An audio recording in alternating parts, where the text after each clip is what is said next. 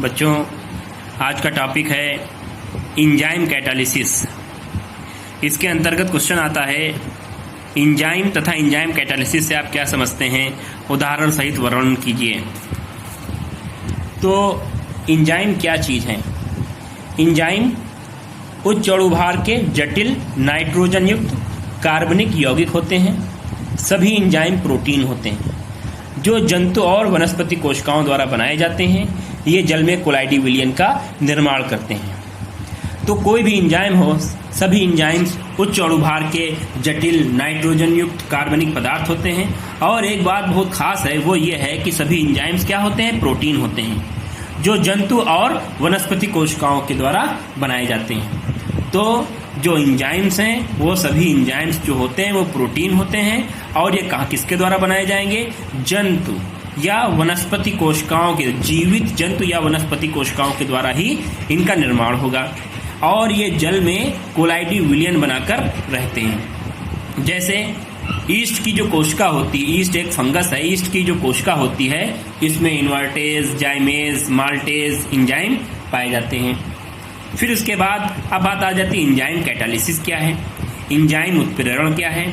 तो वे रासायनिक अभिक्रियाएं जो एंजाइम द्वारा उत्प्रेरित होती हैं एंजाइम उत्प्रेरण कहलाती हैं।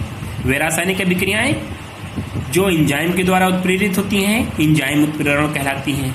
अनेक जैव रासायनिक अभिक्रियाएं, किसी जीवित शरीर के अंदर होने वाली जो अभिक्रियाएं होती हैं उनको हम जैव रासायनिक अभिक्रियाएं कहते हैं या इनको बायोकेमिकल्स रिएक्शन कहते हैं। तो बायोकेमिकल्स रिएक्शन जो होती हैं वो एंजाइम्स के द्वारा उत्प्रेरित होती हैं। इसी वजह से हम लोग एंजाइम्स को जैव उत्प्रेरक या बायोकैटालिस्ट भी कहते हैं।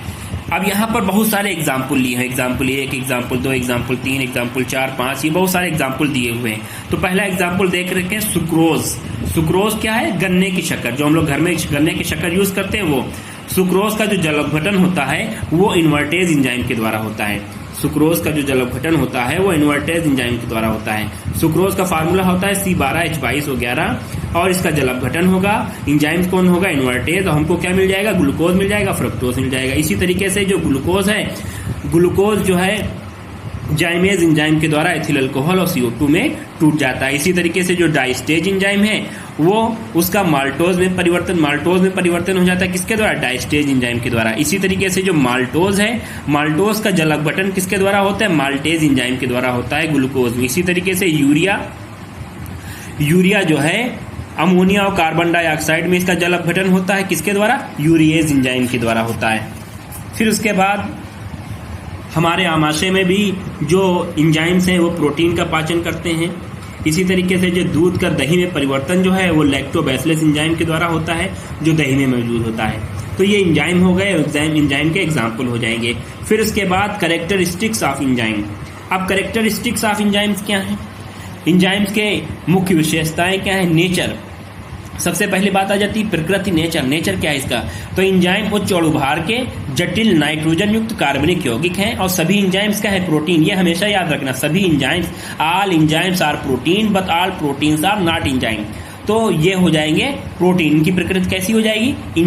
एंजाइम की प्रकृति कैसी हो जाएगी? ये प्रोटीन है और ये जीवित कोशिकाओं के द्वारा ही बनाए जा सकते हैं। दूसरा स्पेसिफिक नेचर। स्पेसिफिक नेचर, विशिष्ट स्वभाव। इसका मतलब क्या है? इसका मतलब ये है कि एंजाइम जो होते हैं उनकी क्रिया अत्यधिक विशिष्ट होती है, बहुत ही ज्यादा खास इसकी क्रिया होती है। एक एंजाइम किसी एक अभिक्रिया को ही उत्प्रेरित करता है, सभी अभिक्रियाओं को वो उत्प्रेरित नहीं कर सकता है। जैसे यूरिएज एंजाइम है, वो केवल यूरिया के जल अपघटन को उत्प्रेरित करता है, किसी और को नहीं। यूरिएज एंजाइम केवल यूरिया के जल अपघटन को ही उत्प्रेरित करता है। यहाँ तक कि मेथिल यूरिया भी है, मेथिल यूरिया के भी जल अपघटन को ये अपघटन जो है उत्प्रेरित नहीं करता है। Effect of temperature. एंजाइम जो होती हैं उनकी सक्रियता के ऊपर टेम्परेचर का प्रभाव पड़ता है और एंजाइम सबसे अधिक किसके ऊपर? 25 से 37 डिग्री सेल्सियस के ऊपर ही एक्टिव होते हैं। और उस टेम्परेचर को हम क्या बोलते हैं? उस टेम्परेचर को ऑप्टिमम टेम्परेचर बोलते हैं। ज्यादा उच्च ताप पर या निम्न ताप पर ये एंजाइम की क्रियाशीलता समाप्त हो जाती है, वो निष्क्रिय हो जाती है। Effect of pH. प्रत्येक एंजाइम के लिए एक विशेष पीएच भी होता है और उसी पीएच पर वो सबसे ज्यादा सक्रिय होते हैं। सामान्य एंजाइम्स के लिए 5 से 7 जो पीएच होता है वो सबसे ज्यादा अनुकूल होता है। फिर कोलाइडल नेचर। ये एंजाइम जो होते हैं जल के साथ मिलकर कोलाइडी विलयन बना लेते हैं। अब कोलाइडी विलयन क्या है वो अगले चैप्टर में बताया जाएगा। Effect of ultraviolet and electrolyte, पराबैंगनी किरणें और विद्युत अपघट्य का प्रभाव। जो अल्ट्रावायलेट रेड्स हैं, पराबैंगनी किरणें हैं और जो विद्युत अपघट्य हैं वो एंजाइम को क्या कर देते हैं, निष्क्रिय कर देते हैं। एक्टिवेटर्स एंड को एंजाइम, सक्रियक और सह एंजाइम। एक्टिवेटर सामान्यतः धातु आयन जैसे Na+ ion, Nn++ ion, cobalt ++ ion, Cu++ ion होते हैं। ये एंजाइम से दुर्बल बंध द्वारा जुड़े होते हैं और एंजाइम की सक्रियता को बढ़ाते हैं। तो एक्टिवेटर्स क्या होते हैं? एक्टिवेटर्स जो हैं वो एंजाइम से जुड़ जाते हैं और एंजाइम की क्रियाशीलता को बढ़ा लेते हैं। जैसे सोडियम आयन है, मैग्नीज आयन है, कोबाल्ट आयन है, कॉपर आयन है। ठीक है, इसी जैसे Na+ आयन की जो सक्रियता है, Na+ आयन की उपस्थिति में जो एमाइलेज एंजाइम है उसकी सक्रियता बहुत अधिक हो जाती है। कुछ पदार्थों की उपस्थिति में एंजाइम्स की सक्रियता में वृद्धि होती है। इन पदार्थों को हम बोलते हैं कोएंजाइम्स। यह पाया गया है कि जो नॉन प्रोटीन पदार्थ की अल्प मात्रा एंजाइम के साथ होती है तब एंजाइम्स की सक्रियता कई गुना बढ़ जाती है। तो कोएंजाइम्स क्या हैं?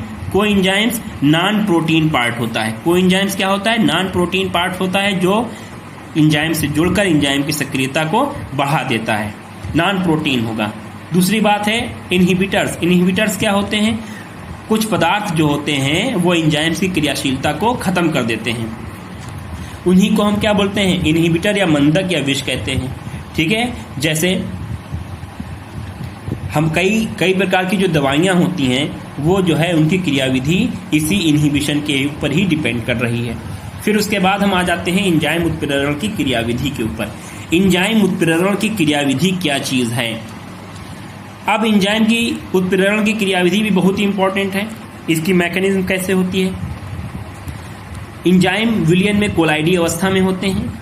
एंजाइम के पृष्ठ पर निश्चित आकृति के सक्रिय केंद्र होते हैं जिनका विशिष्ट आकार होता है और इन सक्रिय केंद्रों पर सक्रिय समूह जैसे bond NH2, bond COOH, bond acid, bond OH उपस्थित होते हैं। इन सक्रिय केंद्रों पर उचित आकृति के अभिकारक अणु फिट हो जाते हैं, जैसे कि ताले में कुंजी फिट हो जाती है।